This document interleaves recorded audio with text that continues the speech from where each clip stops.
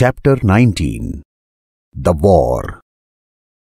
On the extensively lengthened extremities of Surishila battlefield that seemed to spread its arm endlessly enclosing all the spheres of the neighboring land, soaring high with its winsome head raised up to the splendid of surrounding mountains, stood the clashing armies.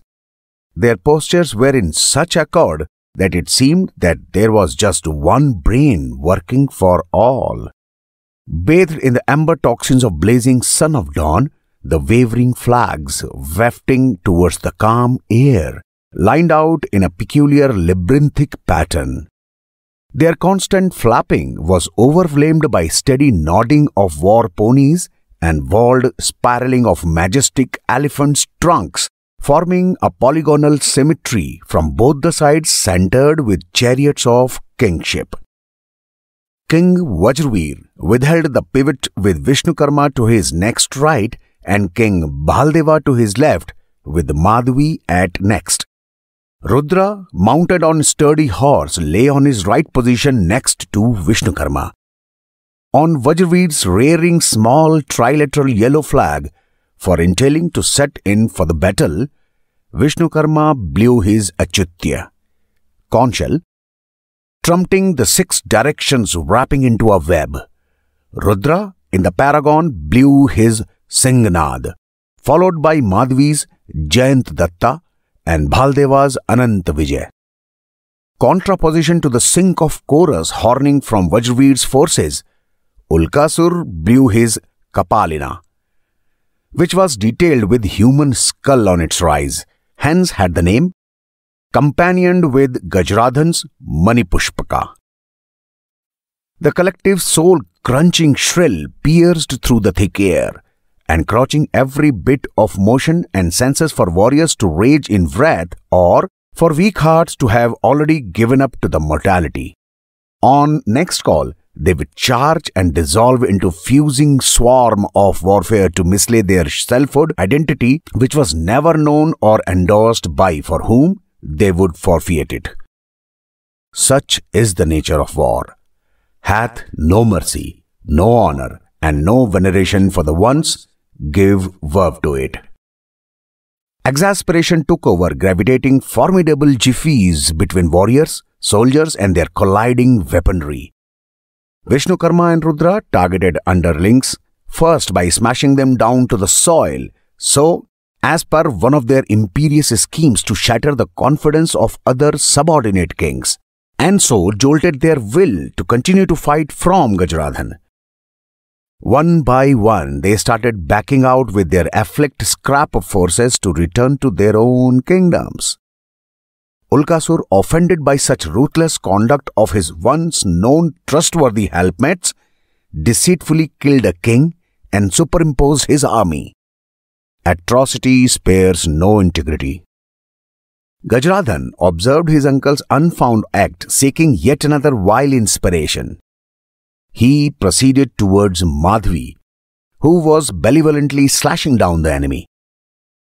Seeing Gajradhan wafting towards her loop through the fighting armies, she took her stand in the light of avenging her diseased husband.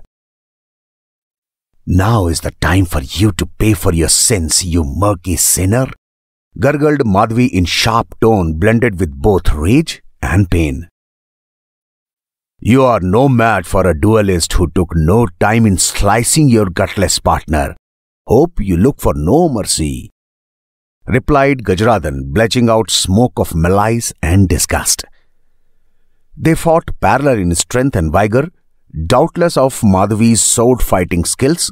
However, as the image of the innocent prince's blood-stained and brutalized body flashed through her mind, she fiercely pounced on to fight the felon of her emotion and dignity. She held the blade tight in her irresistible grip, throwing it hard on the devil's one.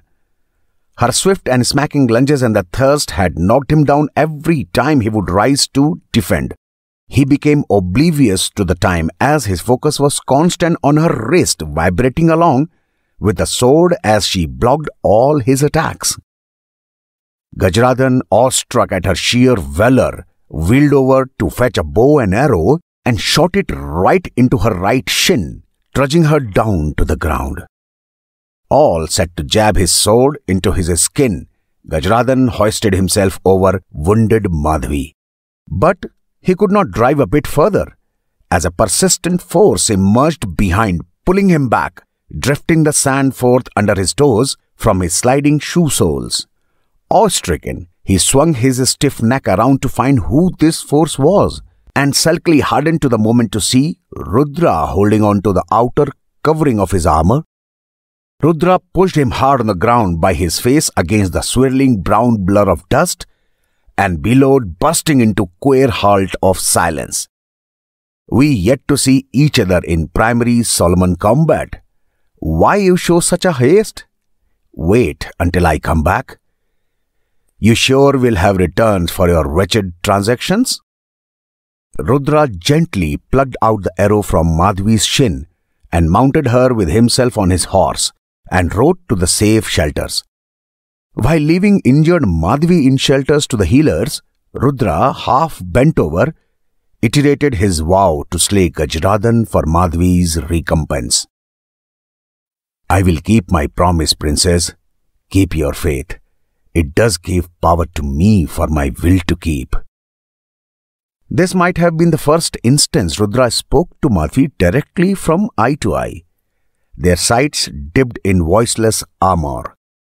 Rigid to express, hard to be told, and confined in duties and difference. He affably dragged his upper half to stand and make his move, but staggered over a moment at tender but compelling tone, when Madhavi enunciated to furnish her affirmation. I too have faith. Brimful of queer, eccentric energy, Rudra heaved an undersigh, withdrawing the corner of his lips in affinity, and flagged off the tent back to the battlefield. He straightforward accosted towards Gajradhan, who was moiling his anger over King Baldeva, whose body had harvested many wounds. Rudra dismounted and stood strapped in muscular thickest as king of jungle, asserting his dominance over entire territory.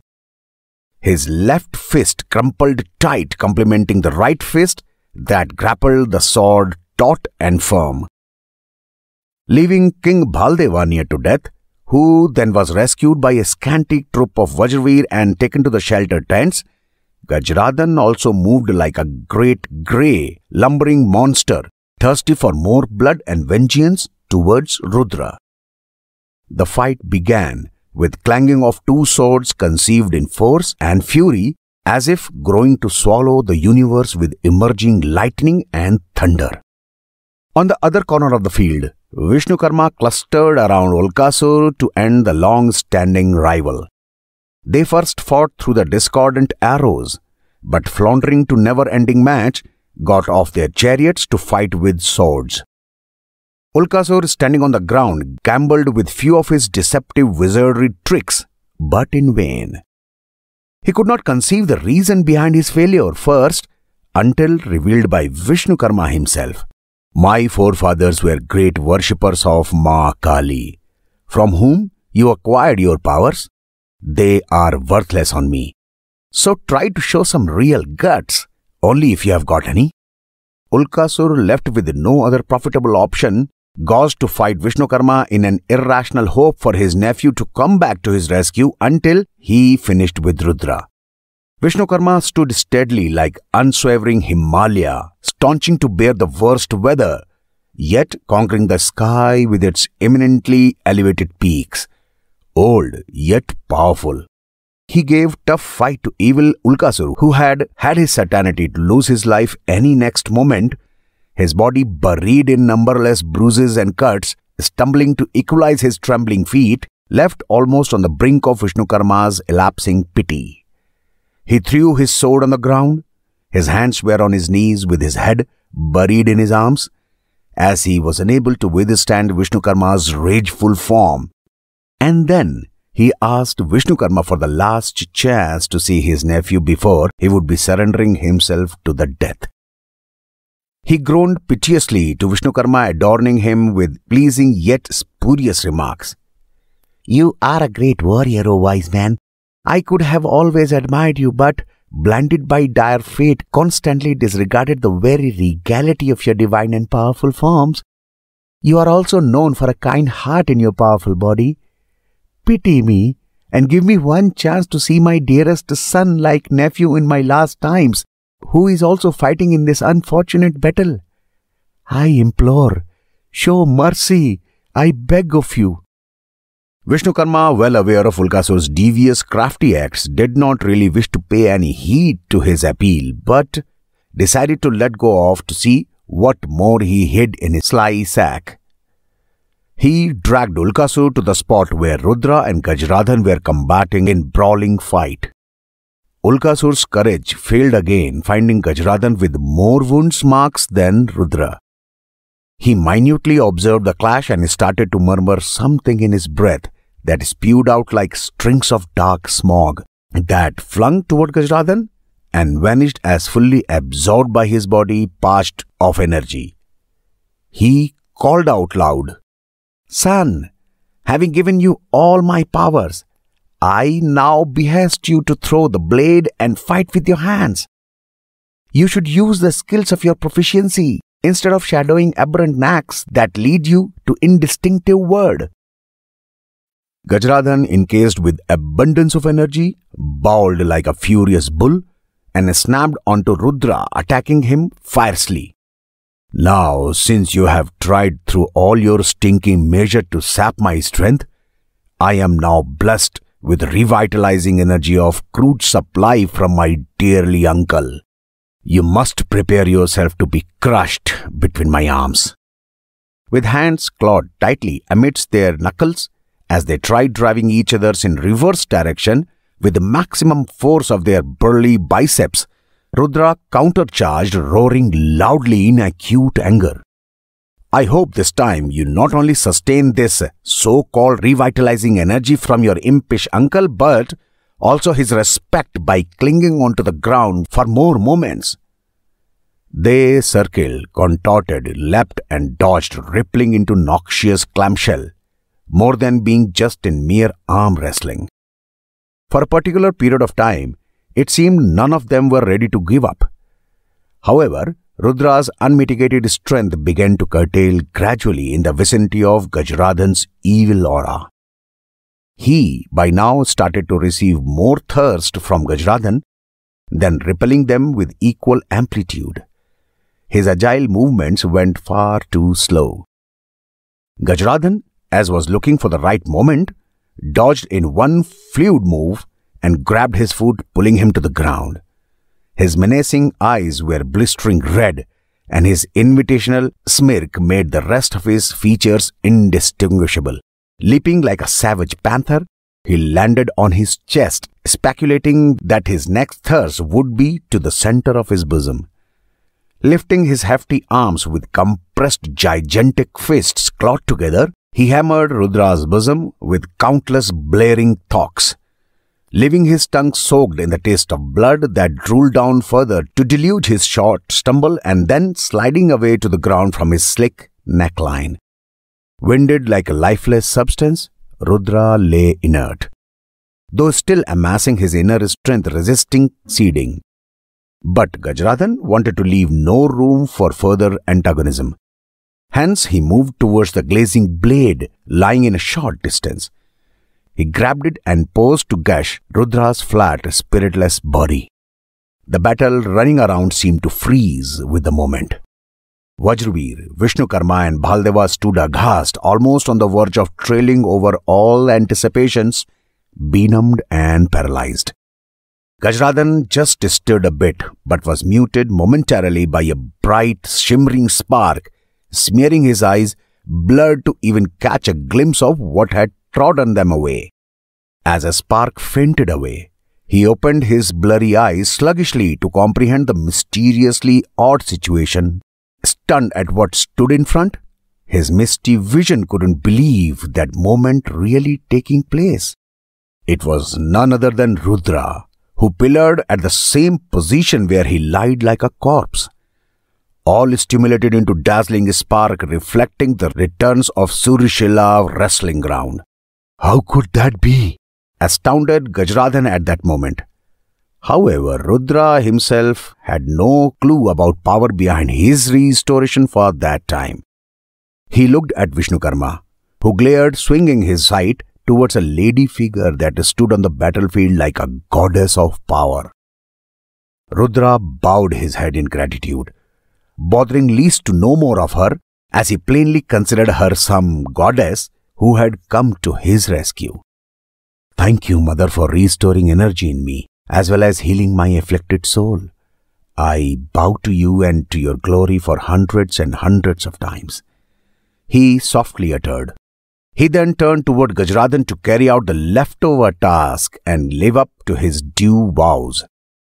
Now is the fair battle between evil versus divine, added Vishnukarma, passing on a sarcastic look to Ulkasur, who was lying passively near his feet. Rudra plodded temperately, stomping his heavy feet over sun-bleached grasses towards Gajradhan, as if a lion moves to slay its adversary with lingering signs of regality in his face, and a pair of golden paws stamping unscathed sand with fuming its resentful heart in expanding and falling ribcage. Gajradhan grunted and took off Rudra's armor, attempting to wrestle him to the ground, but got the greater spank on his right shoulder. Their fight spread rays of anger and fury in all the directions, rupturing the hearts of bystanders who might perhaps fail to hypothesize any certain outcome of this ferocious battle. Their constant clashes depicted as flash of flickering lightning against dense, overbearing dark clouds.